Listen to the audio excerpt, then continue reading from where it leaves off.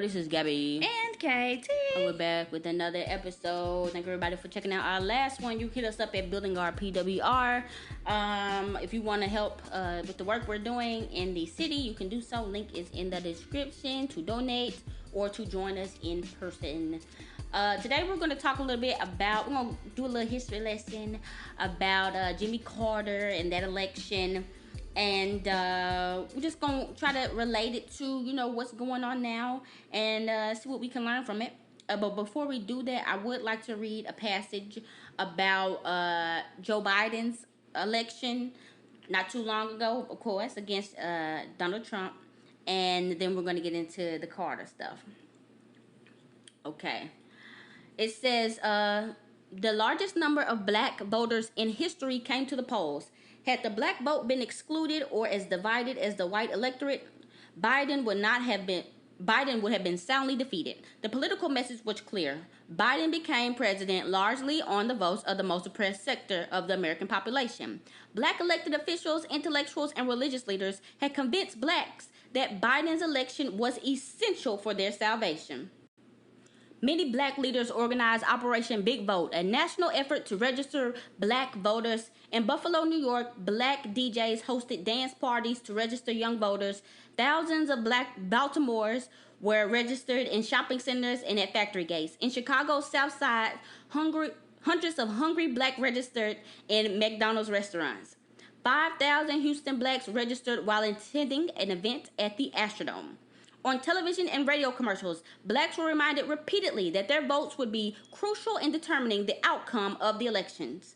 Black newspapers reminded the blacks that Trump had received 94% of the Republican vote, 66% of the votes from independents, and 42% from all traditional Democrat voters.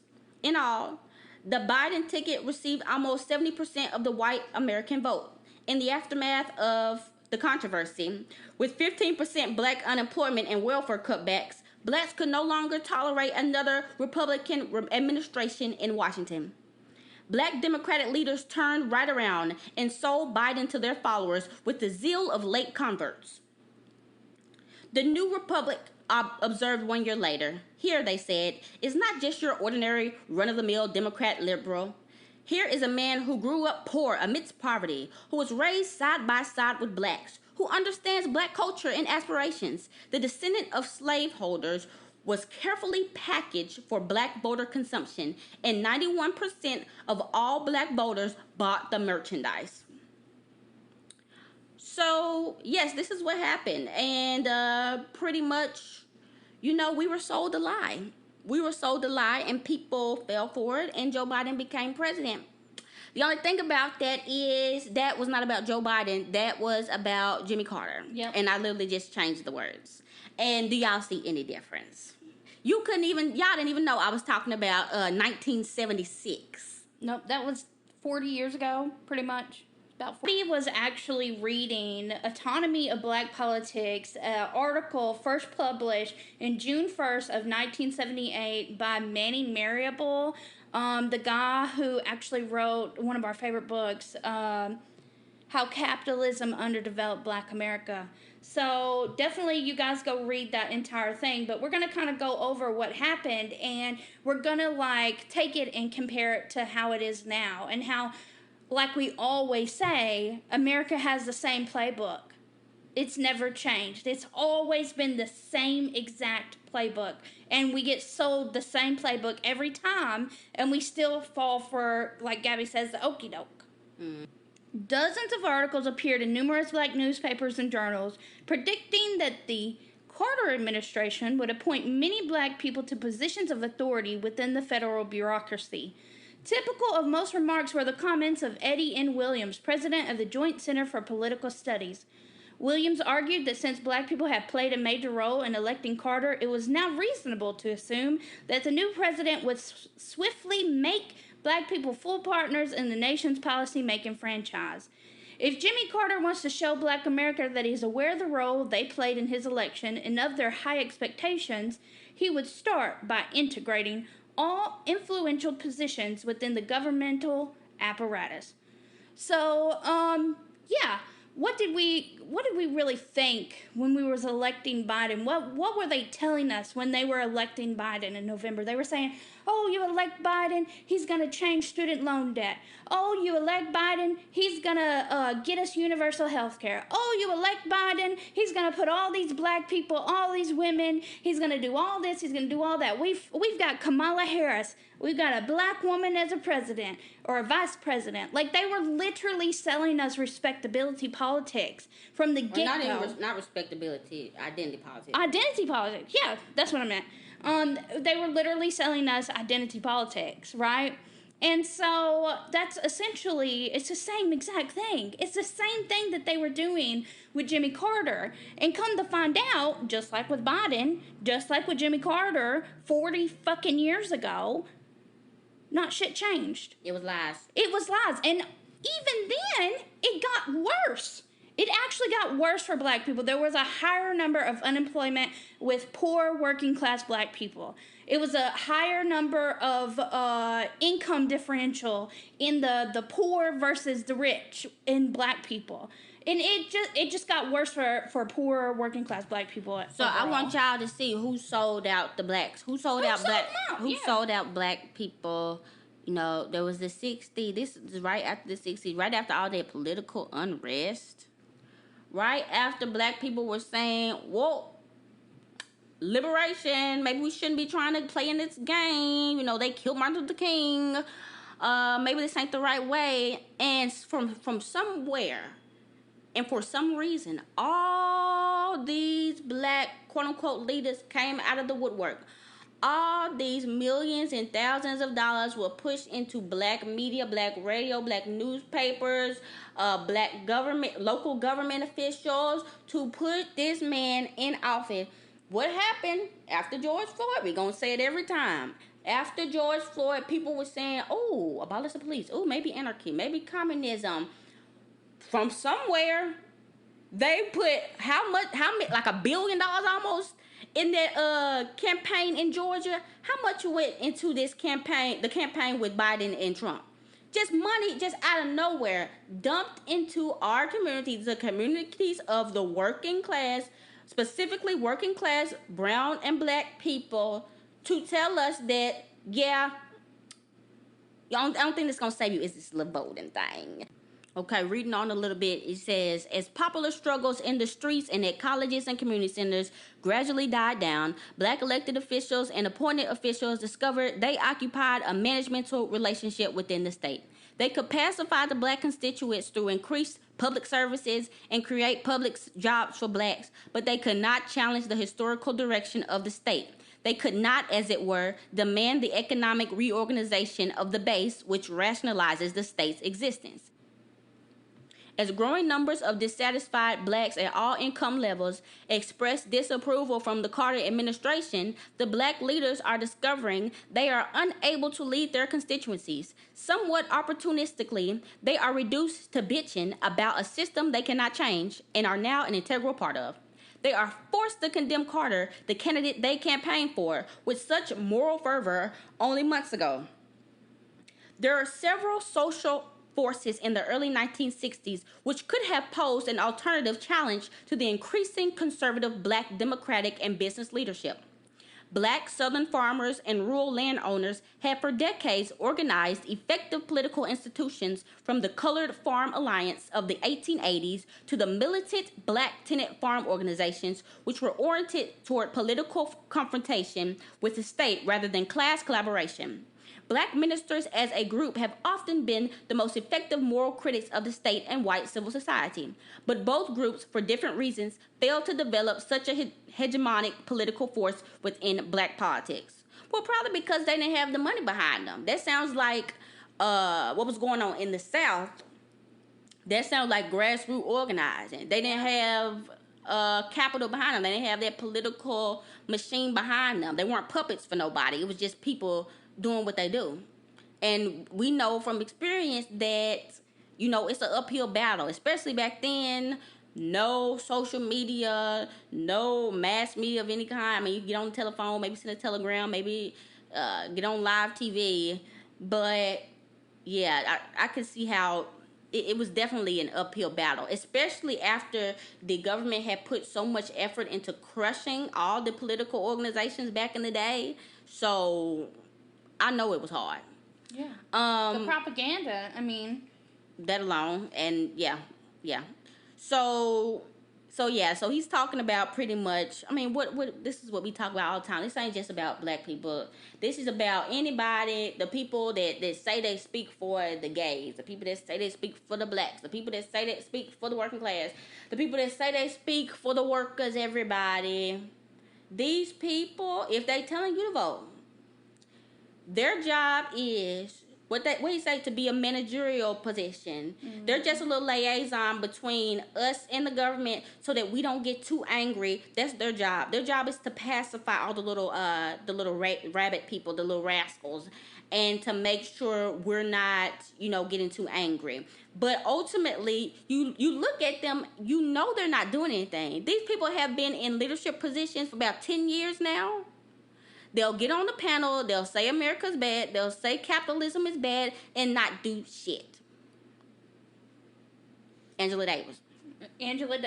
All of them. Brittany Cooper, our favorite that we talk about every time. Literally. Richard Wolff. What's the other guy? Noam Chomsky. All these people. All of them. Everybody.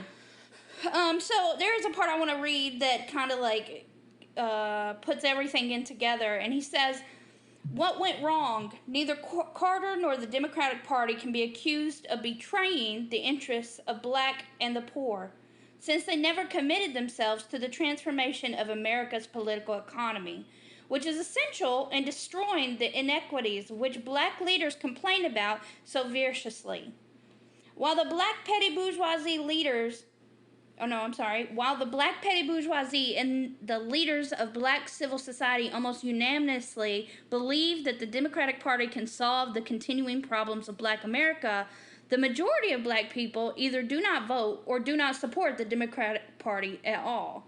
Black leaders failed to understand that, quote, there is no bargaining leverage in a situation where a black vote for the Democratic Party is expected and delivered.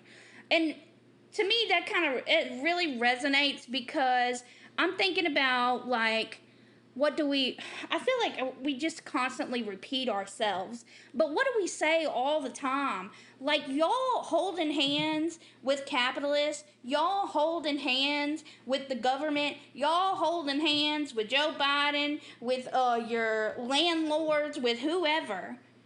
It's never, ever, ever going to make a substantial difference in the material conditions, because the way capitalism is set up, at any given time, your whatever you may essentially have, whether that be an apartment, a house, whatever, your material conditions can be ripped from you if you are not playing into their game, no matter what. Yeah, even if you are playing the game. We were watching Crip Camp yesterday, and it was talking about, some of the movements that were going on as far as disability activism back in the day, and literally every single movement is the exact same thing. Every single political movement that has ever happened in America is the exact same thing. The people that start out are radical people, but a lot of times they are middle class, yes, very educated, have resources, but they still have some type of affinity to the working class people, or the people that can't work, people that are just poor people. And eventually something happens. There's a blip in the history books, and then they have gone and become a part of the government. Yeah, the main lady. The one lady who did the 504 sit-in, Judy Hoffman. Yeah, so she was like gung-ho, like she was about it. She was like, I'm not finna just sit here and just be happy about having an accessible bathroom. Like, this is not enough. We need to be acclimated to a society. This needs to be an equal society. Giving the whole rundown. She wasn't playing. But then all of a sudden her story stops. Then they skip to the ADA. and the Capitol crawl, and then all of a sudden the bills are passed and everything's good.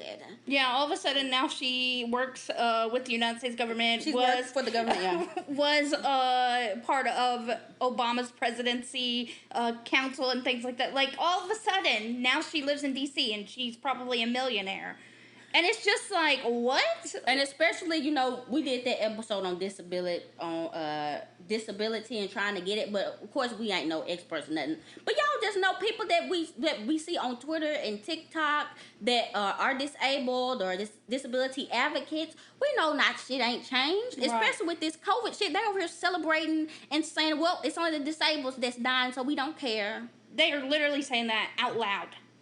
We already know that there are so many barriers to climb, and people literally will say act like there's progress. Yeah. There's progress because you can buy things at the store now. Because there's a ramp for you to go in here and you to spend this money at this establishment. Is your quality of life any better?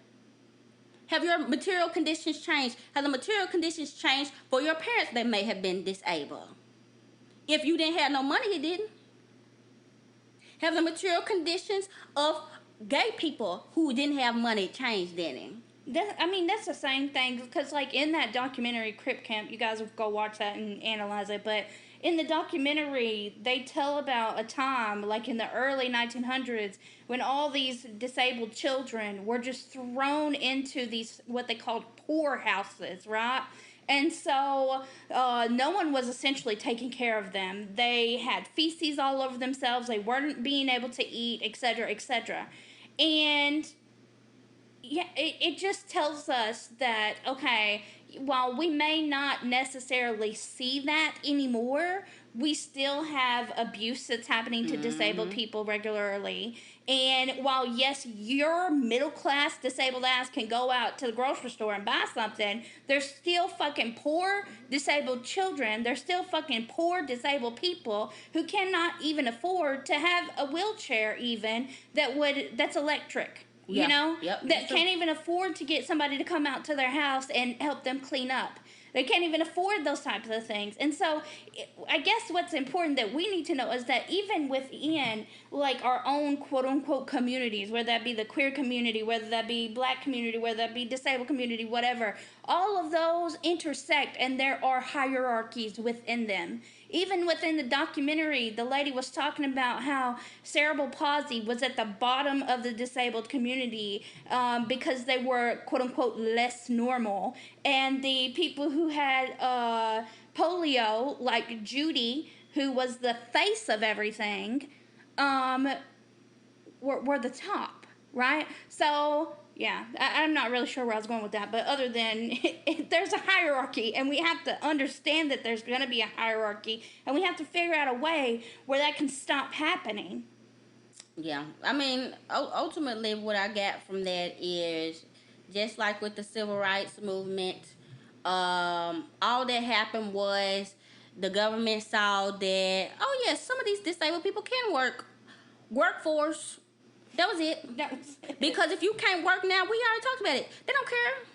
You barely gonna get a check, and then you can't have no money in the bank. And it's not like things are still accessible anyway. So, and then when you get paid, you ain't finna get paid. You gonna get paid under the minimum wage. Yeah. So to me, that's literally all I got from that. They were like, okay, well, the cost to put these ramps in here, the cost to make a little handicapped bathroom is enough because we're gonna make money off their consumerism, and then we're also gonna make money off of the labor that we can get from them that will be super duper cheap. And that's all that we got. And since we're making this quote unquote accessible, we can now get money from the government and write it off on our taxes. So it all goes full circle. It just all goes full circle. That's the thing. Anytime the government says, we were just talking about, what we talking about? Roe v. Wade? Yeah. Anytime the government, you think they put like, the government did this and the government passed this. It's never, ever, ever because they care about you. It is never because they care about the American people. Because if that was the case, capitalism would be gone. Yeah. It's always another ulterior motive. There is a reason. We talked about why the Roe v. Wade thing is getting overturned. It's because they need more workers. And then, something else, people are like, oh, they're not giving us enough money for these kids. These kids are just going to be in the foster homes, and they're not going to have any place to go. That's the part of the plan as well. That's the point. That's the absolute because point. the foster kids, soon as they get kicked out, they either going to jail or they gonna be unemployed somewhere or working somewhere for minimum wages. And that's it. And they go to jail. That's free labor. They get the minimum wage, and that's more surplus labor. So it's really not. What was it? We were reading last night, talking about like the history of disabled rights. They were talking about how like these people, quote unquote, these people are unemployed and worthless rats, essentially, that are just feeding off the government, and we should not have to care for them, and they're basically the bottom of the barrel. There's no reason for them to even have a job anyway, because they're gonna die anyway. That's essentially what they were thinking and what they were saying. Yeah, I was talking about the foster kids. Same thing with the foster kids. They're not necessarily disabled, though. No, but even if they're not disabled, they're still thinking the same thing. These kids, if they get out the foster system and they have all these ACEs, all these traumas, who fucking cares? They're going to jail. They can do free labor for us. But that's the thing. They can do free labor, but the disabled, it's not even. They're not even taking them to jail, saying you can work at jail. It's just you just finna rot in your house. Yeah. And same thing with children who are literally pushed through the foster care system. If you cannot go out and work, and you're not going and doing robbing stores or whatever else it is that you would get into, then the same thing is going to happen to you. You can go right in some random place. Who cares? Do you know how many homeless children there are who were through the foster care, or homeless adults now that went through the foster care? Same thing. It's the same thing. I can see where it plays a part. Yeah. I can definitely see that. But yeah, guys, this is all over the place. I don't really know what the point of this was, but we did want to put some history out there, just something else just to keep in your brain. Just something else to remember, because they finna pull out the punches for this doggone midterm. Yes. They finna say the same thing. Get you a book and go, just pick a year. Pick a year, read what happened during the election, read the lies they said was going to happen, look at today. And, yeah, that's all I can say. And as far as solutions, the only thing I say, guys, is we just have to mobilize enough people and get these folks hype and agitate them and get organized and get something going. Because, I mean, we're going to sit here for how long? And then we're sitting here and people are coming up with these just out of their ass narratives about what all this stuff is about, and they're going into conspiracy theories and they're going into all this other stuff. It's like, yeah, no. You don't have to do that. We got to be in control of this narrative and keep people on the right path, and to realize that the point is out of capitalism into an equitable society, which will come from communism and then anarchism. So yeah, we will definitely link that article or that passage in the description. Also, we'll link that documentary in the description. It's on YouTube. Yeah, anything else? Yeah, I just want to say something that's really important, I think, is like to get it going. You have to remember, the reason why Black Panthers were so successful even is because they were meeting a material need, right? And that's what our goal should be, is to meet material needs for people, whether that means you're feeding them, you're housing them, you're doing something. And if you can do that, then that gives it a better road for people to be able to organize easier, because they're no longer stressing about these things that they need in order to survive. And they're more likely to trust you if you can provide them with something, right? So if you did want to, quote unquote, convert them to anarchism or communism, then they're going to trust you because you have supplied them with something that they need in order to survive. And yeah, that's really the main goal here, is to survive capitalism and survive our place here on Earth outside of the everyday 9-to-5 capitalistic, cis heteronormative, nuclear family thing that we have going on here. So yeah, that's really all I wanted to add. All right. Well, if you would like to add to the conversation, you can do so. Not link in the description. You can comment on our YouTube channel or just hit us up on all our social medias at buildingourpwr. If you would like to contribute to the work we are doing, the link is in the description. If you'd like to join us, the link is in the description.